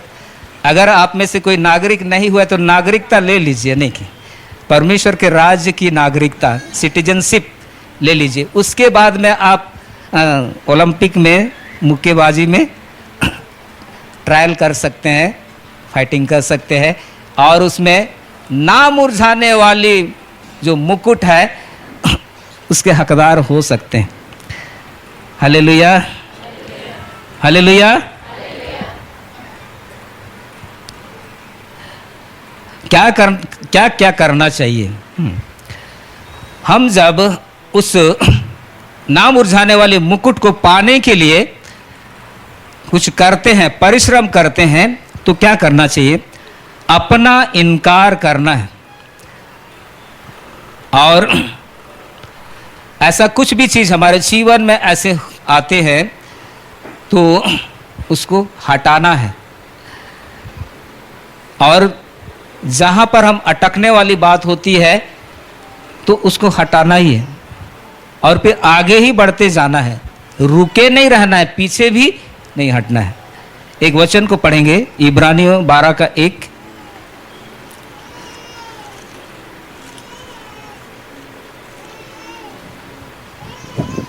इस कारण जबकि गवाहों का ऐसा बड़ा बादल हमको घेरे हुए हैं, तो आओ हर एक रोकने वाली वस्तु और उलझाने वाले पाप को दूर करके वो दौड़ जिसमें हमें दौड़ना है, धीरज से दौड़े। हाँ, क्या लिखता है? रोकने वाली वस्तु और उलझाने वाले पाप को दूर करके। पाप करने का नौबत आता है तो उसको दूर करके, रोकने वाली वस्तु, हम दौड़ रहे हैं तो रोकने वाली वस्तु है तो उसको दूर करके उस दौड़ में धीरज से दौड़ना है, धीरज पूर्वक दौड़ना है। और 2 को पढ़ेंगे। और विश्वास के कर्ता और सिद्ध करने वाले यीशु की ओर ताकते रहे, जिसने उस आनंद के लिए जो उसके आगे धरा था लज्जा की कुछ चिंता ना करके क्रूस का दुख सहा और परमेश्वर के सिंहासन की दाहिनी ओर जा बैठा। यीशु मसीह ने सब कुछ कीमत चुकाया है, इसीलिए हाँ, हम लोग उन उलझाने वाली, रोकने वाली वस्तु और उलझाने वाले पाप को हटा नहीं सकते हैं। कब? यीशु मसीह की ओर ही ताकते हैं, लगातार यीशु मसीह की ओर ही देखते हैं। ताकने का मतलब है लगातार सहायता के लिए यीशु मसीह की ओर हम लोग देखते हैं, तभी उनको हटा सकते हैं। तो यीशु मसीह की ओर देखते हुए दौड़ना है। फिर इफिसी 6 का 10 से 18 में लिखा है कि वहाँ पर परमेश्वर से बल को पाना है, प्रभु से बल को पाना है, परमेश्वर के सारे आत्मिक हथियारों को ले लेना है। पैरों में क्या लेना है? मेल मिलाप के सुसमाचार के जूते। कमर में क्या लेना है? सत्य से कमर को कासना है, हमारे जीवन में सच्चाई हो। और फिर मेल मिलाप का ही भरसक प्रयास। और फिर छाती में क्या पहनना है? धार्मिकता का झिलम। और सिर में क्या पहनना है? उद्धार का टोपी। आपको अनुभव रहना चाहिए कि मेरा उद्धार हुआ है, पापों से क्षमा मैंने पाया है। फिर बायां हाथ में क्या पकड़ना है? विश्वास की ढाल। विश्वास, भरोसा परमेश्वर पर, यीशु मसीह पर रहना है। फिर आत्मा का तलवार ले लेना है दाहिना हाथ से, जो क्या है? परमेश्वर का वचन। तो ये सब जब रहेगा तो बल हम पाएंगे। सैनिक के समान, सैनिक बलवंत क्यों होता है? उसके पास हथियार रहता है, नहीं कि तभी वो बल पाता है। मैं डिफेंस में था तो हम लोग प्रैक्टिस किए हैं ना, मैंने प्रैक्टिस किया है। लेकिन पता है जब हथियार है तो कभी भी पीछे नहीं मुड़ना है, कुछ भी हो जाए सामना करना है ना। पीछे मुड़ेंगे तो क्या है? पीछे तो कुछ नहीं है, नहीं कि पकड़ेगा हमारा दुश्मन, क्या गए? पकड़ेगा। इसलिए पीछे नहीं लौटना है, लड़ना है हथियार लेकर। Hallelujah, hallelujah. बोलो यीशु मसीह की, यीशु मसीह की। फिर चाहिए, हमें चाहिए कि अपने शरीर को जीवित, पवित्र और परमेश्वर के लिए भावता हुआ बलिदान करके चढ़ाना। कैसे? जीवित, पवित्र और परमेश्वर को अच्छा लगेगा ऐसा हमारा शरीर होना चाहिए। यही तो क्या है? तुम्हारी आत्मिक सेवा है। हम लोग बोलते सेवा, प्रचार करना केवल सेवा नहीं है, लेकिन आत्मिक सेवा में से आता है कि हमारा जो शरीर है परमेश्वर के निकट में उसको कैसे हम लोग प्रस्तुत करेंगे? जीवित, पवित्र और परमेश्वर को भावता हुआ बलिदान। यही है आत्मिक सेवा।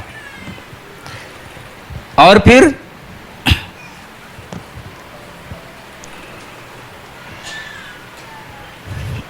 कुछ भी ऐसी बातें होती है जो संसार में चकाचौंध है, संसार बहुत अच्छा लगता है आगे, लेकिन उसमें विनाश है, विनाश है। तो वहां से हट जाना चाहिए। अगर विनाश है तो हट जाना चाहिए। देखिए मूसा, परमेश्वर का दास सेवक मूसा फिरौन के राजमहल में था, वो अगला फिरौन बन जाता। लेकिन उसने क्या किया? हाँ, अपने लोगों के साथ में भविष्य में परमेश्वर ने जो मुझको हमेशा के लिए देने वाला है वो उत्तम समझा उसको। थोड़े दिन के सुख जो राजमहल में मिलता। मैंने नौकरी क्यों छोड़ा पता है? बहुत सारा कारण है, उसमें से एक है कि हम लोग को हर शनिवार को जाना पड़ता था। कहाँ? बार में। बार मतलब बार मतलब कहाँ? जहाँ शराब पीते हैं, नहीं कि शराब पीते वहाँ जाना पड़ता था, अटेंडेंस देना पड़ता था। और उधर जो ज़्यादा पिएगा वो क्या है? वही क्या है? वेलर, वही साहसी है। और जो नहीं पिएगा वो क्या है? कायर। अगर नहीं पिए मैं जाता था, यीशु मसीह को जानने के बाद में मैं जाता था, हाँ नहीं पीता था। और वो लोग बोलते कायर आ गया। वो लोग कायर क्यों बोलेंगे? नहीं कि वेलर बोलना चाहिए, साहसी बोलना चाहिए। साहसी बोलने के लिए दूसरा जगह है, मैं दूसरे जगह चला जाता हूँ। लेकिन वो जाना ही अटेंडेंस देने के लिए जाना पड़ता था शनिवार को, है ना। और रजिस्टर में लिखना पड़ता, ऐसा नियम है। तो बहुत सारा ऐसे नियम है। तो हमारे देश का भी बहुत सारा ऐसा नियम है। आप देखेंगे, कभी पढ़ेंगे, हाँ, नियम कानून को पढ़ेंगे तो परमेश्वर के राज में चलने के विरुद्ध है। आपके ऊपर में है, आप वैसा करेंगे या नहीं करेंगे, है ना। सरकार और छूट दिया है, आप चलेंगे तो चल सकते हैं, लेकिन परमेश्वर के राज में वो नहीं चलेगा। इसीलिए परमेश्वर के राज में जो नियम है उसको ज़्यादा महत्व देना चाहिए। तो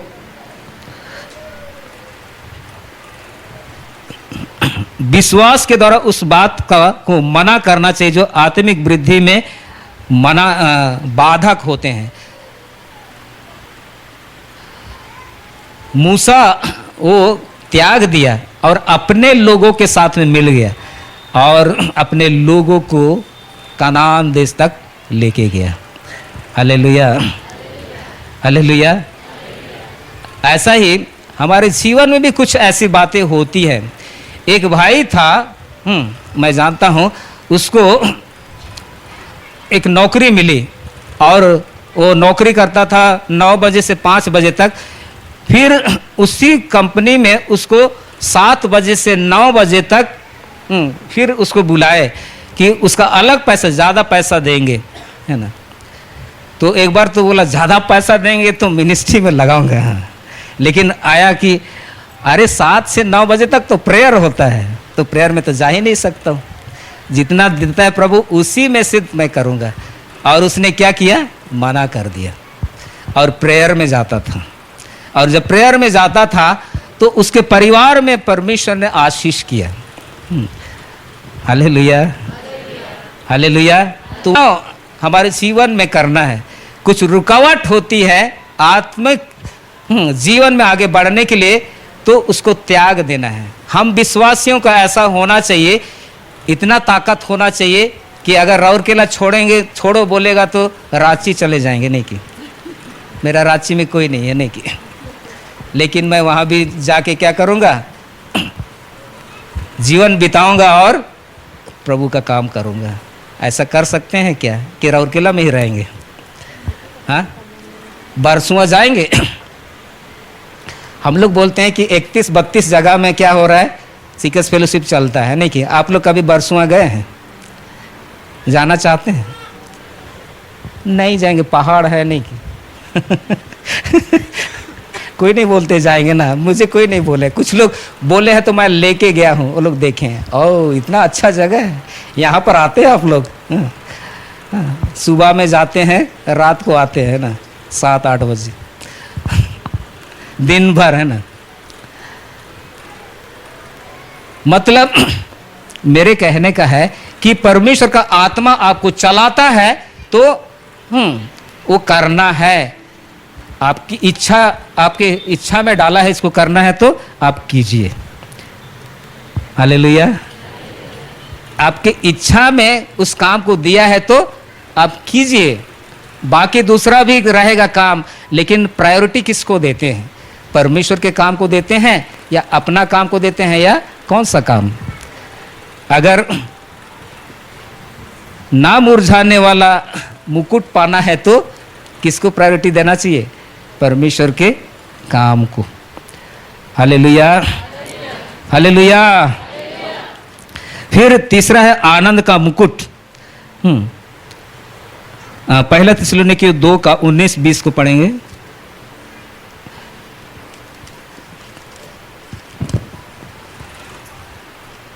भला हमारी आशा या आनंद या बड़ाई का मुकुट क्या है? क्या हमारे प्रभु यीशु के सम्मुख उसके आने के समय तुम ही ना होगे?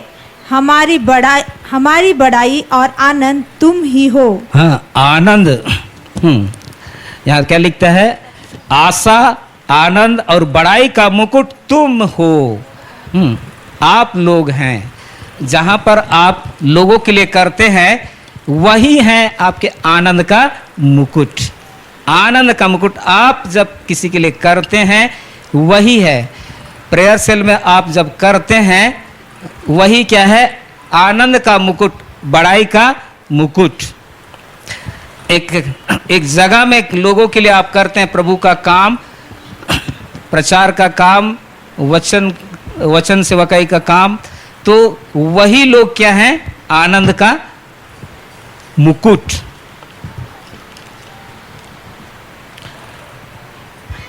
फिर इसमें क्या है? पहले तो क्या है? उनको जीतना होता है, नहीं कि आत्माओं को जीतने के कारण से वे लोग ही मुकुट बनते हैं, वो आत्मा ही मुकुट बनते हैं। और ये जो है यह बुद्धिमानी है। नीति वचन 11 का 30 में जो दूसरों के मन को मोहते हैं परमेश्वर के राज्य के लिए, ये बुद्धिमानी है। और बुद्धिमान मनुष्य लोगों के मन को मोह लेते हैं। और आत्माओं को जीतने का जो कारण है वो पाप पर हमला करते हैं हम लोग। वो काम करना पड़ता है, परिश्रम जो करेंगे ना मुकुट मिले बोल के, तो वो पाप पर हमला। तो जैसे एक व्यक्ति अगर पाप में जीवन बिता रहा है तो उस व्यक्ति को पाप से छुटकारा पाके जो कि अनंत मृत्यु की ओर जाएगा, तो उसको जब वहां से हम लेके आते हैं उसमें परिश्रम, प्रार्थना, वचन, काउंसलिंग, और वो बचता है तो पापों पर पर्दा डालते हैं। याकूब 5 का 20 को पढ़ दीजिए।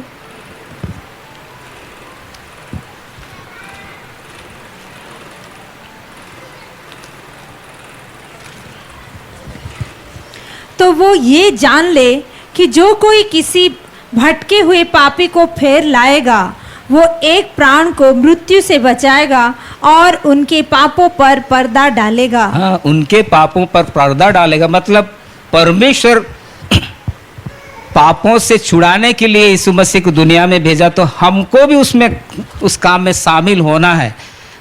एक व्यक्ति पाप में जीवन बिता रहा है तो हम उसके साथ मिलने जाना है, लेकिन उसको वहां से छुड़ाने के लिए जो काम करते हैं वो परिश्रम जब करते हैं तो पर्दा डालते हैं। तो उसमें आत्माओं को जीते वो जब आते हैं तो वही क्या होते हैं? आनंद का मुकुट।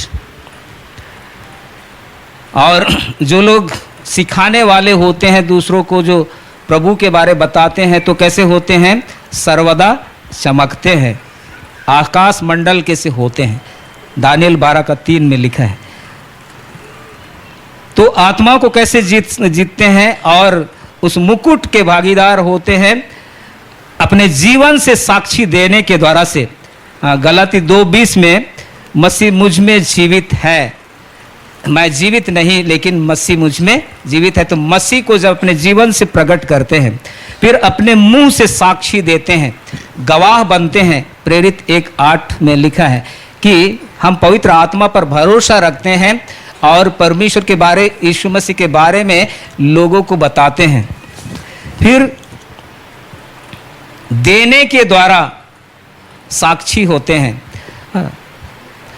फिलिपी 4 का 15 से 17 में जब पढ़ते हैं तो वहां पर लिखता है कि आखिरी में लिखता है कि मैं दान चाहता हूँ, यह नहीं कि मैं दान चाहता हूँ, परंतु मैं ऐसा फल चाहता हूँ जो तुम्हारे लाभ के लिए बढ़ता जाए। मतलब देने के द्वारा से, परमेश्वर के राज्य के लिए देने के द्वारा से, कि वो बोलता है कि मुझे नहीं चाहिए, लेकिन तुम जब देते हो, आप लोग जब देते हैं तो उसके द्वारा से आप ही को क्या मिलता है? फल, पुरस्कार। Hallelujah, hallelujah. फिर चौथा जो है धार्मिकता का मुकुट।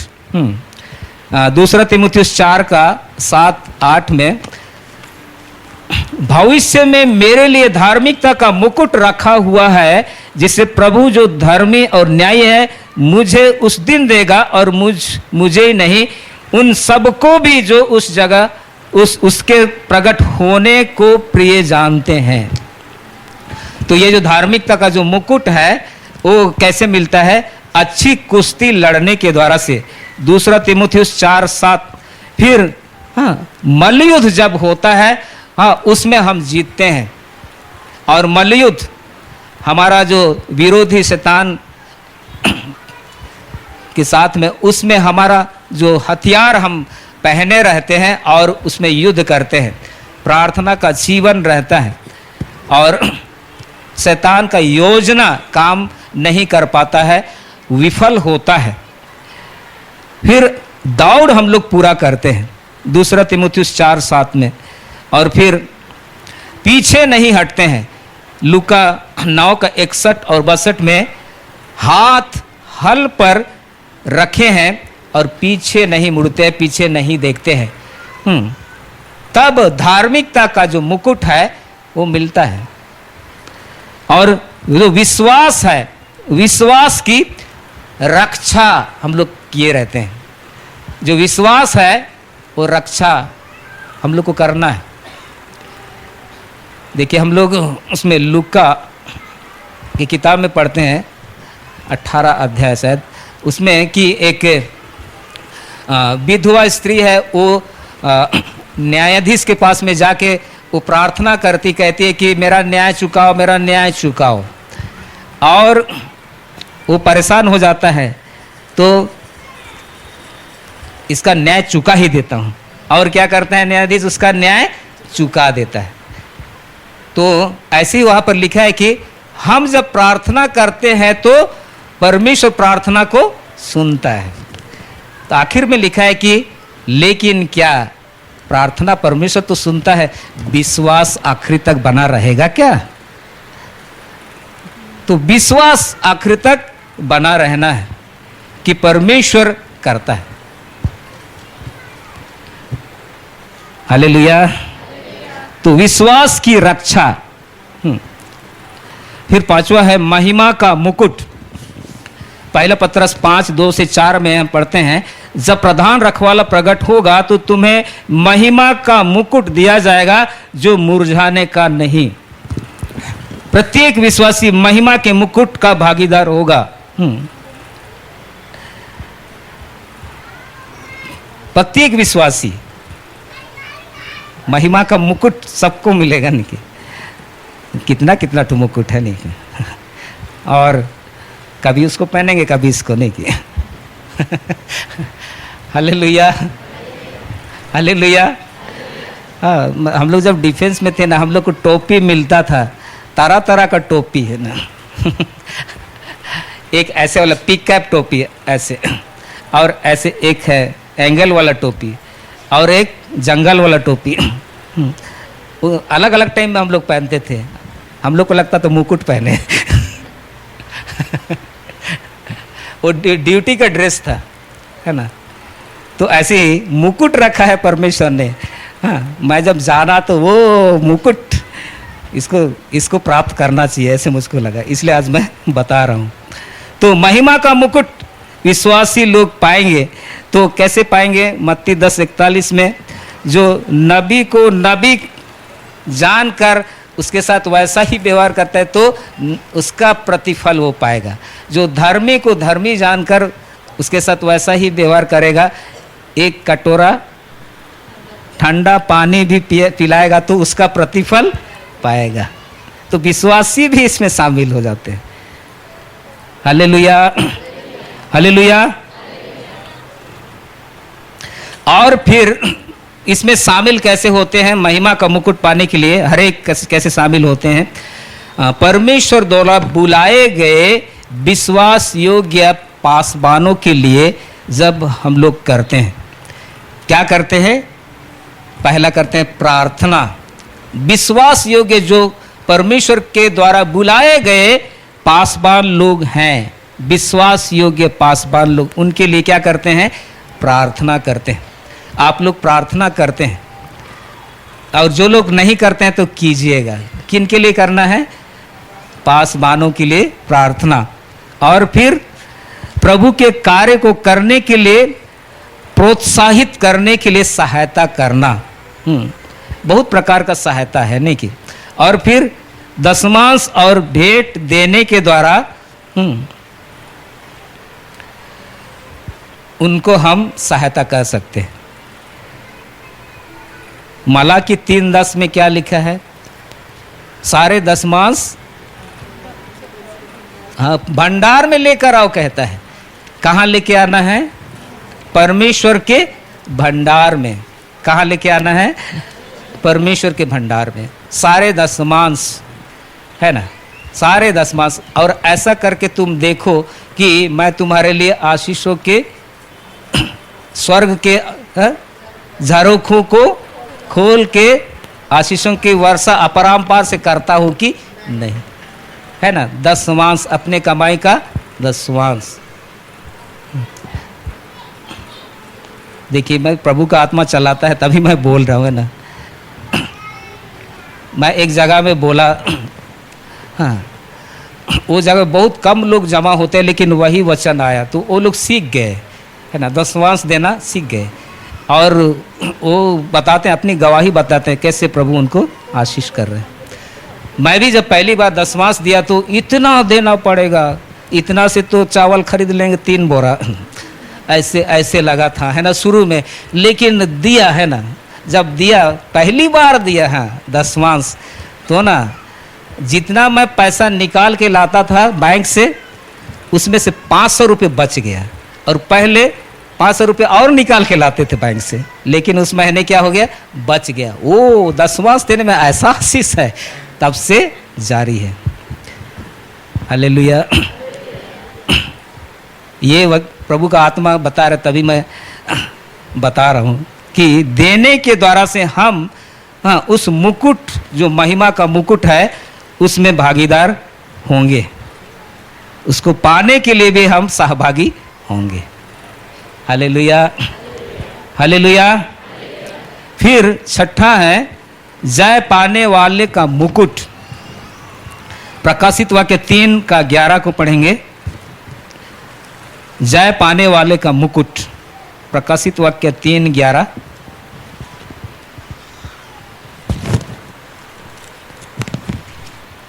मैं शीघ्र ही आने वाला हूँ, जो कुछ तेरे पास है उसे थामे रह, कि कोई तेरा मुकुट छीन ना ले। हाँ, ना क्या है?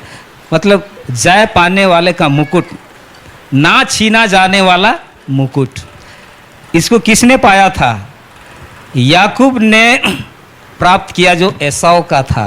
देखिए, याकूब और एसाव के बारे पढ़िएगा तो पता चलेगा। याकूब ने उसको पाया था, हाँ, वो ले गया, नहीं कि वो मुकुट को ले गया। और फिर मत्तिया ने यहूदा इस्करियोती को जो मिला था उसको पाया। यहूदा इस्करियोती कैसा था? स्टडी करेंगे। मत्तिया कैसा था? तो वो जो ना छीना जाने वाला मुकुट है, वो मत्तिया को मिला। और हम लोग जानते हैं यहूदा इस्करियोती का क्या हालत हो गया। तो इस प्रकार से ना छीना, जो दिया है ना, यहाँ क्या लिखता है? जो कुछ तेरे पास है उसे थामे रह, कि कोई तेरा मुकुट छीन ना ले। आपके पास में है, परमेश्वर ने दिया है, कोई दूसरा नहीं छीनना चाहिए। तो उस मुकुट को पहने रहेगा, है ना, पहने रहेंगे कब? काम करेंगे तब ना, नहीं कि टोपी कब पहनते थे? ड्यूटी में, नहीं कि सोते रहने से थोड़ी, नहीं कि हाँ सोने के टाइम पहनते हैं कि नहीं, कब पहनते हैं मुकुट टोपी? ड्यूटी में, नहीं कि तो ड्यूटी करते रहेंगे, काम करते रहेंगे, तब वो मुकुट पहन सकते हैं और काम करते रहना है। और यहूदा इस्करियोती ने उसको खो दिया और उसी को मत्तिया ने ले लिया। और 7वां जो मुकुट है, शहीद होने का मुकुट। प्रकाशित वाक्य 2:10 को पढ़िए। प्राण देने तक विश्वासी रह। जो दुख तुझको झेलने होंगे उनसे मत डर, क्योंकि देखो शैतान तुम में से कुछ को जेल खाने में डालने पर है, ताकि तुम परखे जाओ, और तुम्हें 10 दिन तक क्लेश उठाना होगा।